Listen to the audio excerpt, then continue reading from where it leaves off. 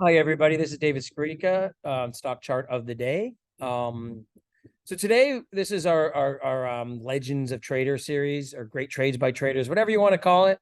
So today we're looking at Paul Tudor Jones and the 1987 crash. So this is we're going to talk about oil in a second, but this is um, um, that happened. But anyhow, we're going to show you the S&P in 1987. You can see the big crash here after a huge run up from the 1982 bottom. So I'm going to send a link to this on my website.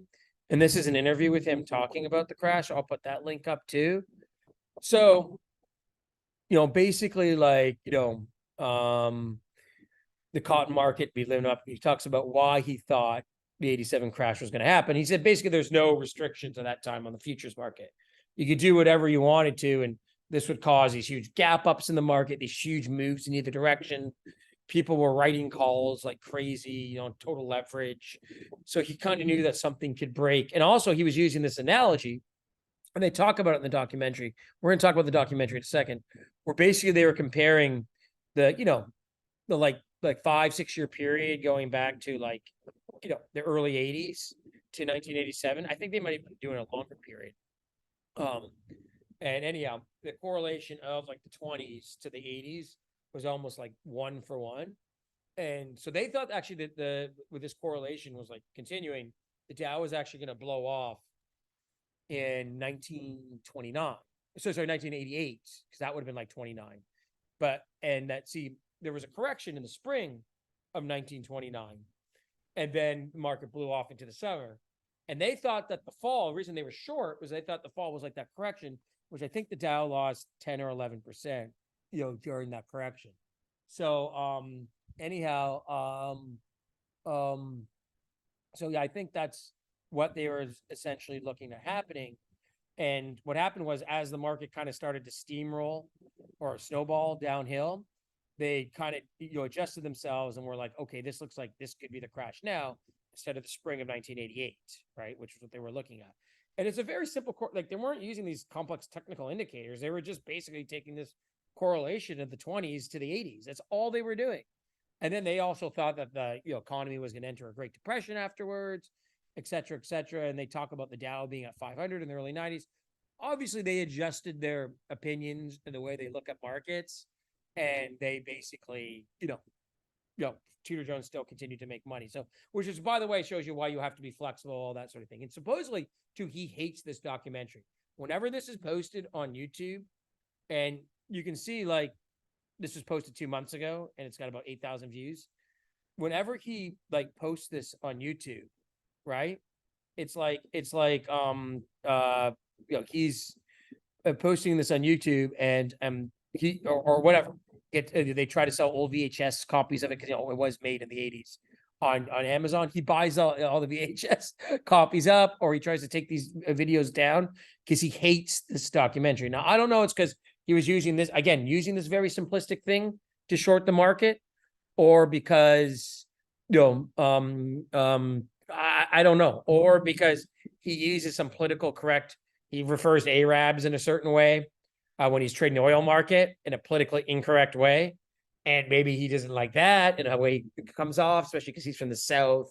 He's kind of got that Southern accent and makes him sound like a redneck or something. I don't know what it is, but he hates it. But anyhow, he talks about this here. He talks about portfolio insurance and rates going higher. And what's interesting is in this interview, he talks about, it looks like a lot like 29, but they don't really even talk about that stuff in the documentary. They talk about more just simply the correlation between the 1980s and the 1920s. So anyhow, he shorted the market. He made a crap load of money. Martin Zweig was another one. We'll do his 29 trade, or sorry, his 87 trade, 1.2. There's also a guy, he was this old Jewish guy, and he actually, it's like there's this group of Jewish people in New York City that have this crazy genealogy where they all live to like 110 years old. This guy had a beer and a hamburger every day for lunch, and he lived to 110. And he shorted both the 29 and 2008 crashes. I thought it was this incredible story. He was like 20 years old or whatever in 29, and he knew to do it. And then, he was like, or was like 30 years old, and then 70 years later, 80 years later, he was like 100 or something. You know, it was a great story. I'll have to find that individual. But anyhow, so Paul Tudor Jones using like interest rates, the correlation of the 20s, etc., shorted the market. His fund was up huge.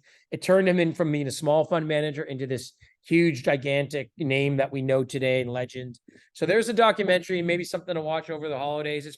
I like it. It's very entertaining. Like I said, for whatever reason, he hates it. He buys, when someone puts the old VHS tape of it up on Amazon or eBay or whatever, he buys them all out. Whenever somebody puts it up on the internet like this, he gets it taken down. So watch it while you can, because that thing will not be up that much longer. So it's just really kind of interesting. And again, what I find interesting about it is, again, this guy is one of the most famous traders ever. This is one of the great trades ever, shorting the market before 1920, sort of 1987. And he's just using these very simple analogies. He's not using complex algorithms or anything like that. So that's what I kind of found like most interesting about it, you know? So anyhow, that's basically it, right? So yeah, I hope you enjoyed this. I hope you liked this. And yeah, like I said, I'll post this video below my own video, so have fun watching it. And then we'll also and also I'll post a link to this Yahoo Finance thing.